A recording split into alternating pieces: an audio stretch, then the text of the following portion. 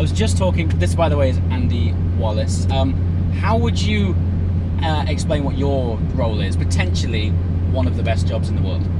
It certainly can be. Well, I take customers for a ride, show them how it all works, same with media, and give VIP rides. And basically I continue my life, which is my life without having a proper job. And how many miles have you done in the Chiron? I've now done over 70,000 kilometres in the Chiron. 70,000 k. And I'll tell you what, it never gets old. I can imagine. So the significance of this moment for me is hard to quantify in words. We are about to go up a famous road in Abu Dhabi called Jebel Hafit, but on our way there, what I want to do is try and put into context why this car is so special, almost sort of quantify as to why the car is so expensive from an engineering point of view, because I think we read these stats and figures about 0 to 60 times and top speeds, all nice and good, but how that's achieved is a totally different ball game. Things like the centrifugal force. Let's start with that, because that for me is such a small detail that almost highlights everything about this car. Well, so the further you get away from the centre of the wheel, further out towards the edge of the wheel, the G increases, the forces on the wheel and the tyre increase. They also go up as a square of the speed. Right. So at 420, which is our electronically limited top speed, the valve cap, which weighs 2.5 grams, is subjected to 3,000 times gravity, so it weighs 7.5 kilos, trying to escape from the centre line of the tyre, or the centre of the wheel. The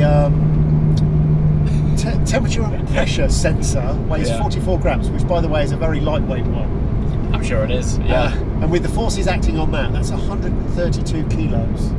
132 kilos.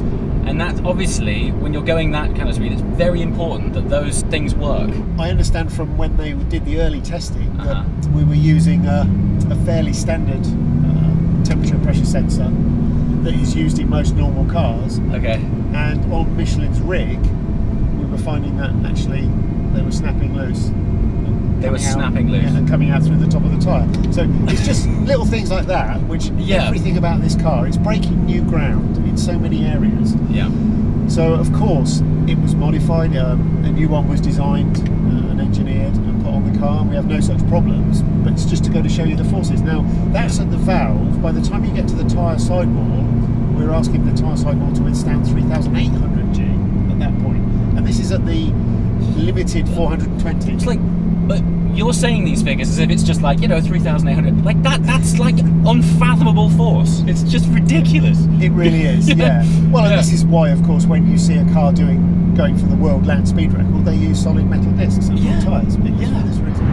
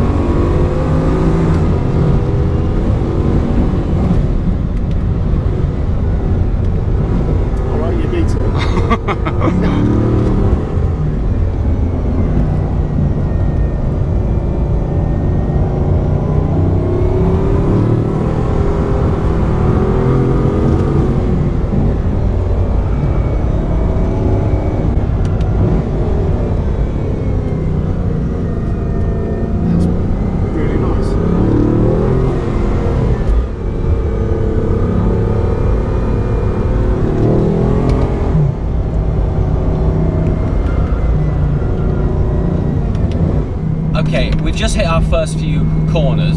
I know on paper this car isn't, by convention, light, but like freakishly it feels it.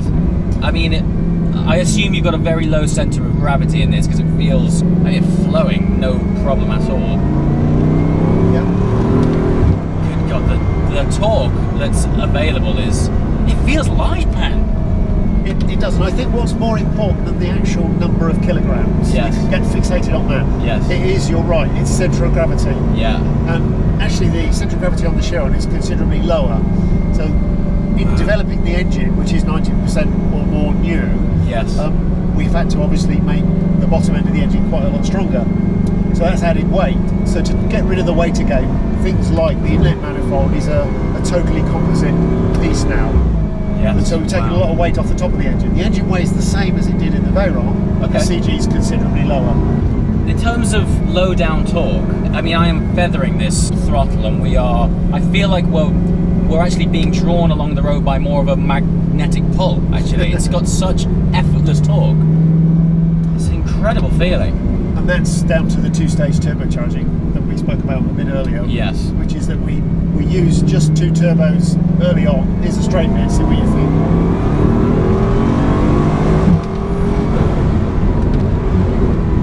Right. It's astonishing, really. It's astonishing. Yeah, it's shouldn't be legal. What a piece of kit. But yeah, with the two-stage turbocharger, you actually force all the exhaust gases from the 16 cylinders through only 2 turbochargers in the low RPM range, and they spin up very quickly. And then you let the other 2 join the party later on.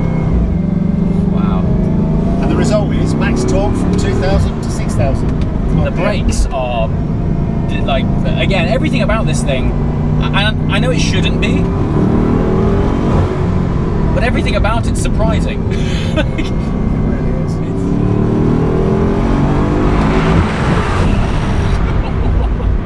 It's amazing. And the traction is even in first gear. sensational, isn't it? Engine, on the outset, you'd be forgiven for thinking that it's a version of the Veyron engine because it's still the 8-litre W60, but of course that's not the case at all. What measures have taken place to get this thing to do what it does? Earlier on, you were talking to me about the consumption of air and the amount of fuel it drinks. Talk me through that, because again, insane. Yeah, and those are only the extremes. So what if you found a piece of road, or you owned your own country and made your own piece of road, and you could actually hold the throttle down for 6 minutes and 49 seconds at full speed, right, you would actually drain the 100-litre tank. But that's like a headline figure, because in fact, in normal use, you can easily clear 500 kilometres on a tank. Okay. But that 6 minutes and 49 seconds, you've still travelled a distance of 56 kilometres because of the way you're covering the ground. So it's just, all these numbers they're problems that are not having to be solved by anybody else because they haven't got the performance. I mean, one car that I've driven recently, this isn't something to compare at all, but this is going back to engineering again. I just came back from the launch of the Audi RS4, and I was sort of hoping that they would have put a dual clutch gearbox in it, but because a gearbox at that price point as a twin clutch couldn't cope with the torque, they opted for a more conventional 8-speed. Yeah. Now, how many pound-feet of torque has this got? 1180. 1180 over that whole 2,000 to 6,000 range. And you're running a twin clutch gearbox. Now, this isn't to compare. This is to highlight just the magnificence of the engineering that's involved in this thing. I mean, like, how do you go about making components that deal with that? Well, that's the thing, and I suppose it's expensive, isn't it? So if you're making a car that is going to be costing you a little bit more, you can put the engineering and the costing into it.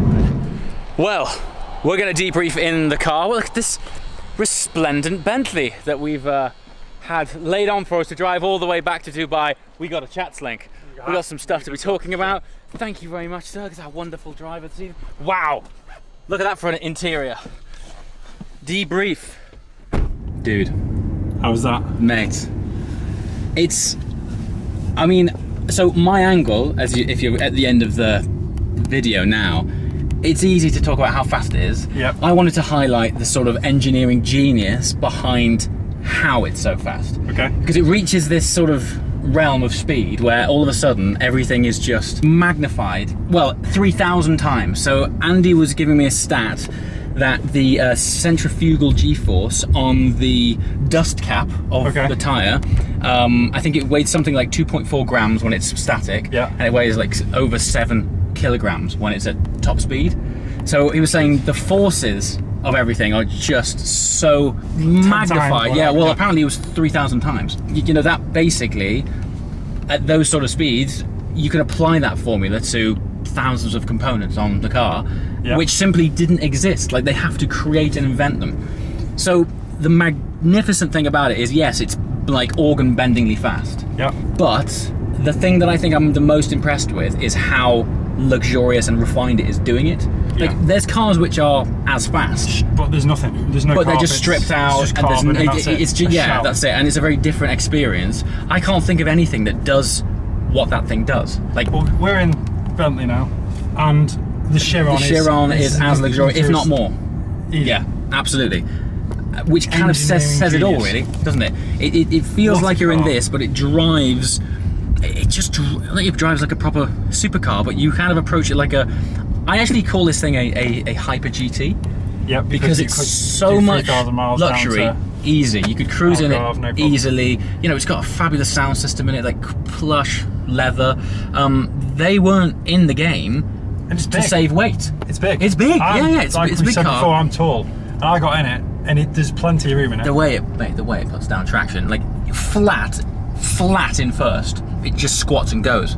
And that is deploying savage amounts of torque. 1500 brake horsepower. 1500 brake horsepower, and it just goes. And the rate at which it covers ground is quite scary. How was the braking compared to what you thought? Much when that better. air brake comes up, it's like throwing a parachute out behind you. It's brilliant. It looks you fantastic. anchor on first, and obviously the brakes take the first hit. But then when the air brake comes off, there is this like surge of a sort of depletion of energy upon this brake coming up, and it sheds off so much speed, and obviously it has to. And it looks cool. And it looks amazing. It looks brilliant. Yeah, I mean, this year has been ridiculous, but to be able to finish it with a Chiron, I hope you guys have basically appreciated the content over the last 12 months. And hopefully it comes across on the tracking shots and some of the things we've done. The road that we've done it on. Yeah, amazing. So those tracking shots is brilliant. I wish I'd have filmed you actually, because you were literally hanging out the boot of a car trying to get those shots. So thank Adam for those beautiful shots. Comments below. This is a Christmas special, so Merry Christmas and Happy New Year. And yeah, I'd love to hear from you in the comments below. Hand clap symbols for a round of applause for Adam getting some great tracking shots. And yeah, who knows what 2018 will bring, but we have some stuff in the pipeline, and I have a feeling it's going to be quite epic. What a day. See you soon. Ciao.